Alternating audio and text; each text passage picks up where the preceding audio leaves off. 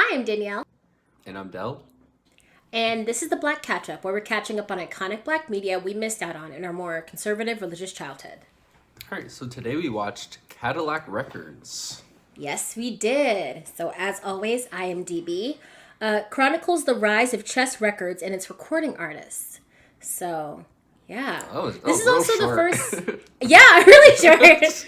This is also the first movie we've done that Beyonce's been in, if I'm not mistaken. Really? Which was exciting. Yeah. And Gabrielle Union was in this one. And if this comes out in the same week, we would have just recently saw her in Bring It On. So, yeah. Nice. As usual, let's- starting off with things we liked in this one. Yes. I guess I'll kick this one off. Yeah, go for it. I really like the music in this one. I guess, of course, you Yeah. know, you have like all these kind of blues legends and Beyonce, Yeah. singing. So there's really no reason Yeah. to not like the music. But yeah, I also do happen to be like a huge fan of blues, especially over the past like year or so. So Yeah. I guess kind of learning the story of like Muddy Waters, like Howlin' Wolf was just really cool for me, and like hearing their music on and like kind of seeing their story that was behind the music was really cool to see. But, Yeah. very good music in this one. Yeah. I really liked, in terms of scenes, one of the first scenes that I liked was the headhunters duel at the bar, where I think Muddy Waters is the one who's narrating this entire thing, and he explained that they were called the headhunters because like they went in and like took everyone out, like as though they like decapitated them. Just that was a fun sequence where they're kind of like dueling in the bar, and then it just quickly goes off the rails.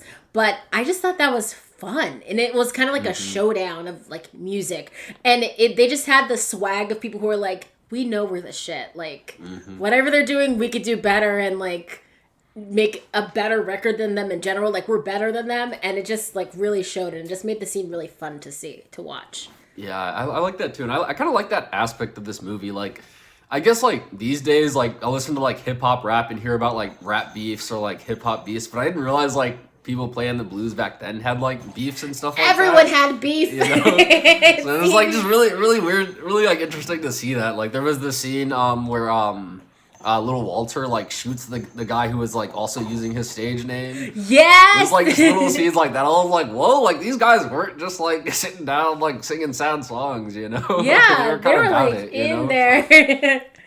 Yeah, I had that sequence too when Walter kills little Walter. I was like, wow. I like that scene.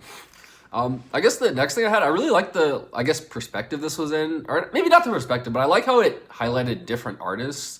So you kind of got like a little taste of a couple different people rather than them just focusing on like Muddy and the chess guy or something, Okay. So Yeah. I do like how they kind of bounced around, and you got to see a little bit of each artist, and each artist kind of what they were kind of struggling with at the time. So I like that aspect of this movie. Ooh, we have opposite perspectives on that because I was going to get into that later. I will say that's also in my negatives too. It Oh, also is in my negatives. Yeah. I also really liked. You mentioned the music, so I think that the montages are worth mentioning, and they had some pretty good montages in this movie, which is surprising. There was the one where Muddy Walters describes the fact that he is a black man who could play guitar as like a black Superman. I liked that montage. It showed like how fame's affecting his character a little bit, and how they're kind of like rock stars is the only equivalent that I will say. But I think maybe we should have called rock stars like blues stars, because if this came first, But I just really like that. I also said that it helped me keep the name straight. The montages plus the narration, it really did help me out. Yeah. Just because, as you said, we were seeing like little bits of so many different people. It just really helped me keep the name straight mostly. But yeah. I also like the like little moments of, hey, these are black people, but racism still exists. Like I thought there were a few good moments like that. The scene with Etta James in the restaurant, like meeting her father. Yeah, and like that was the so guy won't sad. even like serve her a bottle of gin, even though he like reserved the whole restaurant for her.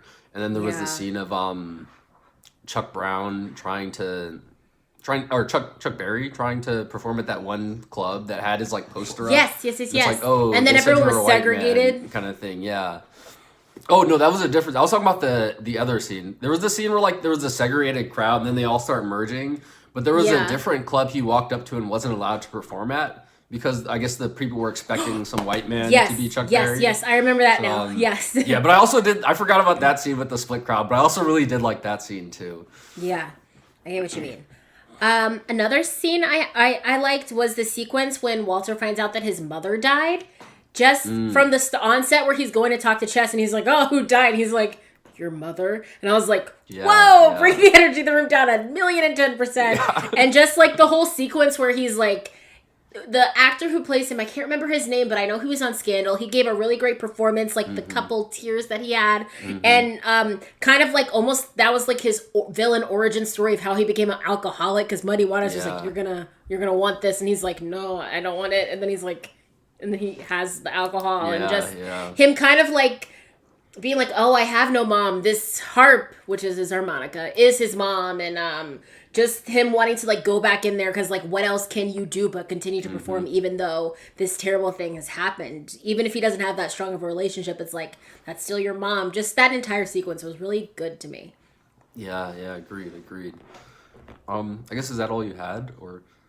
The last thing I had was one, love Wolf's character. We didn't see him a lot. Every time we saw him, loved him.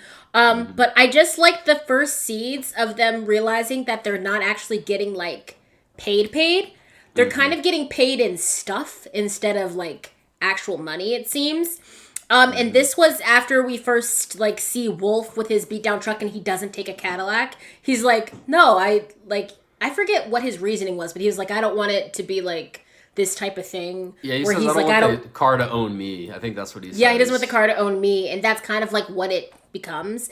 But it's especially prevalent when you see that none of them ever have any money, and they always have to talk to Chess if they have like money problems, and he gives them money. And I thought it was even more prevalent when, in the end, when Walter dies, Wolf is like, oh, I want to like help out, and he like physically hands them money, and it's like, yeah, I guess he is the only one who ever, like, actually had money. I don't know what his deal was, like, in terms of the movie, what his, like, deal was instead of what everyone else did, because what they were doing was honestly confusing to me, because they, like, got paid with the Cadillac, and then, like, Chess would be the one who, like, paid them through the, like, the stuff that they had, but they still were like performing for him, and they never got the back royalties for their stuff until like later when they sued and all this other stuff. But yeah, I just liked when they first sowed the seeds of the fact that they're not actually getting paid, where he's like, where's my royalties? He's like, you're driving at the Cadillac. It's like, oh, you're getting paid in stuff, not money. Oh. Yeah. Okay. I guess are we getting on to negatives now?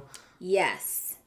Yeah, I guess I'll start. Yeah, go ahead. Yeah, I thought, like, I guess you, only because we just mentioned that, like, getting that taste of, hey, you're not actually making money. I wish we almost got more of that, like, transition to the fall of So Chess do Records, I. You know? I wish we could have seen more of the money problems. Yeah, because it seemed like we were watching a movie and it's like, oh, look at all these artists we're signing. Like, we got a new artist here, like, we're successful. And then it all of a sudden seemed to turn into there's money problems kind of movie, which, like, as someone who's seen these kind of movies before where, like, you know, the record label kind of fucks over the employee, like, I knew what was happening, but I feel like in the context of the movie, it really felt like this was more or less a successful company, and then the problems kind of almost seemed to come out of nowhere, you know? Yeah, especially because the scene that really, like, was the turning point for me, I guess, was when Chuck Berry's already in prison and he's like, give Muddy Waters like 10% of his like royalties to like pay him for whatever. I still didn't understand how the money thing was working. I just knew it wasn't good for the artist. But I was like, yeah, that's not a good deal. Like, Chuck should still be getting his royalties. Like, what's going on there? And it just seemed like they were in such a tough spot, but it was like, how did we get here? Like, you get little nuggets where it's like, oh, you know, Muddy Waters, his albums aren't selling as well and all this other stuff. And Chuck was at the height of his career when he was sent to prison, which, FYI, as soon as those white girls, like, knocked on his cab door, I was like, this man's going to jail. Yeah, you're getting caught up. I was like, as soon as that happened, I was like, he is going to prison. I knew it immediately. But yeah, like you said, like the money problems kind of like were never explored. And I really think they should have explored them so much more because that is fascinating, especially because even nowadays, artists are still, it's such like almost a luxury to actually own the rights to your music and actually get the royalties to your music. And so many artists are saying that they don't have the best deals, and like even with streaming they don't get all the royalties and they don't get paid as much. So it would have been interesting to just see more of that aspect of it. I think that would have made the movie stronger to me. If it's my turn, we already mentioned this as well because you said it in the positive sort of how you like that we saw different artists, and I did agree with that. But I think that the movie could have been stronger if we did focus on Chess and Muddy Waters, just because they're the two constants throughout the entire thing. They started this thing, they kind of like ended more or less. And we could see how we could have seen more about how Chess was, I guess, taking advantage of his artists under the guise of them being like a big family. And he's almost like the mafia boss dad to them or whatever. We could have seen a little bit more of that because you couldn't really tell because a lot of what we just saw was them living that like famous musician lifestyle.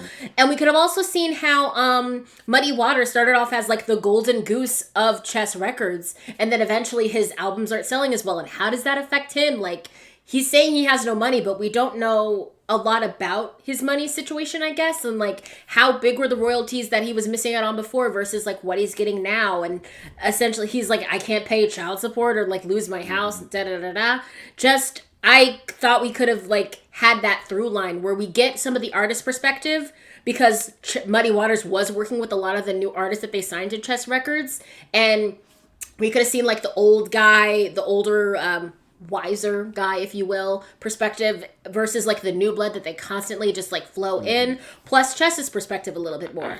And I think what they were trying to do was make Chess Records the main character, but I don't think it worked as well as they wanted it to. Yeah, I definitely agree with that. I think like I had it as a positive. I think that was more from like being a fan of music and a fan of like learning about I get these what people, you mean. but in the context of the movie, it just made it feel like super unfocused. You know, it felt like, okay, we're going to be focusing on this Muddy Waters Chess relationship, maybe even like the Muddy Walters and Little Walter also with Chess, you know. But then like they kept kind of adding characters in. So in the middle of the movie, I'm like, okay, maybe that's not what this is, you know. And then they're kind of bringing in, and then they brought in that whole Chess guy and Etta James, their kind of love thing that was happening. So I definitely thought it got unfocused. Whatever. Yeah, I have no idea, but I just thought it like kind of lost a bit of focus, especially like in the middle. And again, like we kind of lose that. I feel like I didn't realize what this movie was trying to tell me, or like the message they were trying to get across. You know. Because we did learn a little bit about every single artist, but because we didn't have like a strong like central person to learn the most about, it kind of felt like we just learned a little bit. And as soon as it was like, oh, we can go deeper. Is this what the movie's about? They were like, nope, we're going back to the rest of Cadillac Records and change directions kind of thing. Yeah, you know? That's what it was to me. Anything else? Yeah, I don't think too much else. I think most of it was kind of in those two kind of points of it being a little unfocused and not having enough on like enough transition from, hey, we're doing success to we're not doing okay, you know, like that that just seemed very abrupt to me. Do you have anything else? The last thing I have was I just thought the movie was a little too glossy and polished, and I think that just stems from my lack of seeing the money problems. We just could have seen more of and I guess we kind of saw other people's like problems brewing underneath the surface, but because we didn't have like a central focus, it kind of like just keeps everything almost like surface level problems almost. Like, Etta James has a drug addiction, but like, we don't know how that happened. We know that the only person we learned how they got their addiction really was Little Walter. But that's because Buddy basically like forced alcohol on him. We don't know too much about Wolf, and I said I like his character. Like, how did he get a separate deal from everyone else where he like physically has money? Like, what is he doing differently than Muddy Waters? Especially this is why it would have been good to have Muddy Waters and Chess as the main people, because you could have seen, like, especially when Wolf came in, how he was a completely different type of band leader than Muddy was. Where immediately when we first see Wolf playing, he's like, no, if you have a problem, tell me, and I'm gonna tell my people. Like, you don't dress my people. Like, these are my people. I'll tell them how they should be doing it. And like that was kind of that. Meanwhile, little Walter is like, hey Chess, how come you never say anything? Like, not Chess. Hey, there are too many people in this movie. Yeah. And little Walter is like, hey Muddy, why don't you say that for me? Like, you could kind of even get little bits of their conflicting band leader styles as well. But yeah. I think that's my last point. They also had that scene where Muddy steals one of the guitars from Yeah, Wolf. his name was like Herbert or something like that. Yeah. And like, I don't know, it was like at that point there's like so many characters and things going on that scene probably would have had a lot more impact if we had just been focusing on, say like a relationship between Mud and this new guy, Wolf, you know? So yeah, I definitely think there was a lot they were like trying to point out, but like nothing was really focused on enough, you know? Yeah. I guess we ready for ratings now? Yes, sir. All right, you want to kick this off? Yeah, I can start this one off. I gave this one a 3 out of 5. Overall, I thought this was a pretty enjoyable movie. I just didn't think it went as in depth as I would have wanted it to go in terms of like money issues and like even just having a central character. It would have been greatly benefited if there was a focus, just because we met so many people. Like, this is all stuff we've been saying the entire time, but I could tell they were trying to make the record company the main character. Just, I don't think it went as well as they had hoped, but the music was really good. And what we did learn about that people, it did make me want to like learn more. And I did like Wikipedia them whilst I was watching too, as I do a lot of times with these biopic style movies that are like based on real people. I do tend to like Wikipedia a little bit just to see what parts are embellished, but I think that focus would have greatly benefited this movie. Okay. Yeah, I gave it a 3 as well. For kind of like similar reasons. Like, again, this wasn't like the most like focused of movies, but I thought it was entertaining enough, and the music was very good. Again, like, I'm a fan of the blues, and like these are all people I've like listened to like before this movie, so it was fun to kind of, I guess, get like a snapshot into their lives and almost like the landscape during that time. Yeah. You know, but again, like it still left something to be desired in terms of like storyline and like cohesiveness of a movie. But it was still like an enjoyable movie, and I thought I learned like a decent amount about each of the different people. So this one was also 3 stars for me. Final question. Do you wish you saw this one sooner? Yeah. I'll say no. I don't really have a reason to have seen this sooner. I will say I learned about Etta James's beef with Beyonce after watching this movie. Whoa. Which was a wild thing. But she was upset at Beyonce because this movie came out around the time that Barack Obama was inaugurated president. Mm-hmm. And Beyonce, as you know, sang at the inauguration, and she sang At Last. And Etta James was real salty about this fact and was like, she has no right to be singing my song, especially in front of the president, da-da-da-da-da. And, like, the president should have invited me to sing this song, and yada, yada, yada. And I was like, whoa. Right. Did she, like, not like Beyonce's portrayal in general of her during the entire thing? Like, if there's anyone who's going to portray you, like, if it's Beyonce, I feel like that's best case scenario, you know? I know.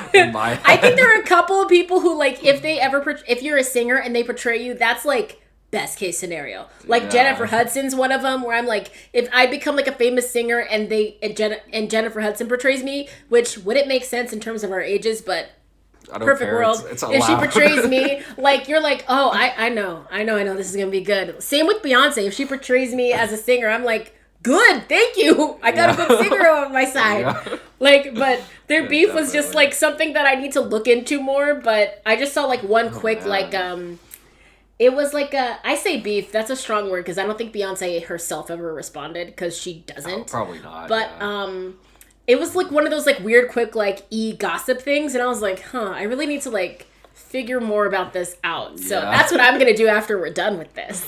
Yeah. Okay.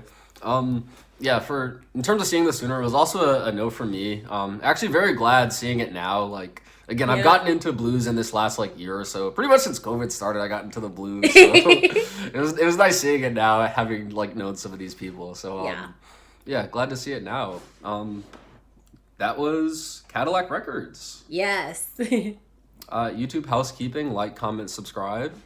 Ring the bell for notifications. If you have any movie suggestions for us, you can leave them in the comments down below. We do movies on Tuesdays and Fridays. All of our socials will be linked in the description box down below, and we'll see you next time to catch up.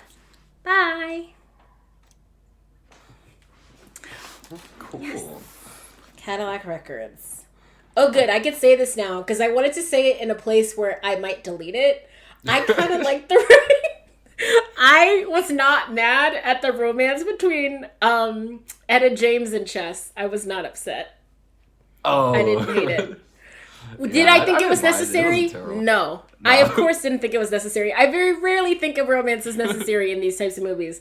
But they're like, even when she was like singing to him, like the last time before he like left after selling it, I was like, oh, the romance, the passion between the two. Even if it was like a fake thing that they made up for this movie, I was not mad at it. I was like, oh, this couple. Especially because they did the thing where in movies they like talk really close to each other, where it's like, are they gonna kiss? Like, is that what we're building up to? Yeah. And I think they only did like once, maybe. There was a good amount of tension there. Did they even kiss in the movie? I don't even know if they did. Because there was that scene post her like drug overdose thing. That's where I don't know if they ever kissed or if the door just got opened right before. I don't know if they ever kissed. I don't know. But there was a lot of tension with them, and I was like, I kind of like it.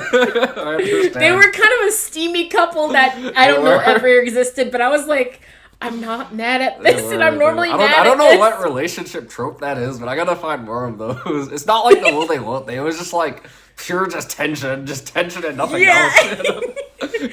Like from the first time they met, there was so much tension. Really when she was like playing pool, there was tension. When he was like, and even when after the pool scene where he was like, where she was like, oh, my dream is to like go to a restaurant, tell my dad, and da da da da. Like, and people are coming up to me with autographs. He was like, yeah, I can get you that dream. And I was like, oh my God. But that wasn't even the first scene, though. The very first scene she came in was when she comes in the room and is lying on the bed. And she's like, don't look at me like I don't have panties on. And then she goes in the bathroom and starts singing. Like, it was tension from the get-go. Like, as soon as she appeared. Those two, my goodness gracious. Just like, that wasn't a will they, won't they, because you knew they kind of were. It was like they tried to keep it professional, but they were like just too hot. I don't know. I don't know what that is. Too hot for camera. I need to check like tvtropes.com. Like, what is that trope? Yeah. Like, we're just too hot. Like, we're two hot people in the same room, and it just happens to be what happens. Like, oh my God. But yeah, I did think of you with the harmonica because I was like, do you have an amp for your harmonica? Oh, no, I'm not that good. I need to play as quietly as possible right now. Maybe eventually I'll get there, but not yet. When I saw that, I was like, an amp for the harmonica? What? Yeah. Was it even like an actual amp, or was he just like playing into a microphone? I don't know. No, there was like literally something attached to it. Like, it was attached to an amp. Oh, wow, yeah. Nice. Oh, I meant to mention this. This was a nitpicky one, but some of the lip syncing and playing was a little off to me. Yeah, no, I agree. Every once in a while. It mostly happened with little Walter. It was mostly him. I was going to say Chuck Berry. I thought Chuck Berry was like super just off. Like, because like even when he was doing his little dancing, he does like little like, you know, the little foot thing he does. Like, that didn't even seem on beat to the music that was like playing, you know? Yeah. I thought that seemed like off. But, yeah. Oh, so I guess we both had someone who was like, ooh, they're not right. Yeah, multiple occasions. No, only because Walter had to switch between the harmonica and singing. So sometimes it would be just off to me, and I'm like, ooh, okay, lip sync for your life. You're about to get cut. You're about to sashay away. What is happening? I don't like it. But for the most part, it was fine. I was like, I was always in good hands with Beyonce, but like everyone else, I'm like, what's happening? It was pretty hit or miss. Definitely hit or miss. Yeah. Oh man. But that was Cadillac Records. It was. Was the actual record place called Cadillac Records? It was called Chess Records, right? It was Chess Records. Okay. But I think they just called it Cadillac Records because of the iconic Cadillacs everyone got. Yeah, and they paid as soon as they signed in instead of money. You know? Yeah, word like no. I know it's easy to get screwed over in the music industry, but I'm like, I still need to see the cash, guys. Yeah. Like if I want to spend, if I who cares if I would have bought a Cadillac myself? Like, I do need to but get let me buy to the Cadillac. I don't want Let you me buy buying it. the Cadillac and then giving it to me. And now I don't get an actual paycheck, you know? Yeah. Like, these aren't my royalties. I'm not getting paid in a car. No. Yeah, no. I gotta eat too. Well, yeah, that was Cadillac Records. Yes. Until next time.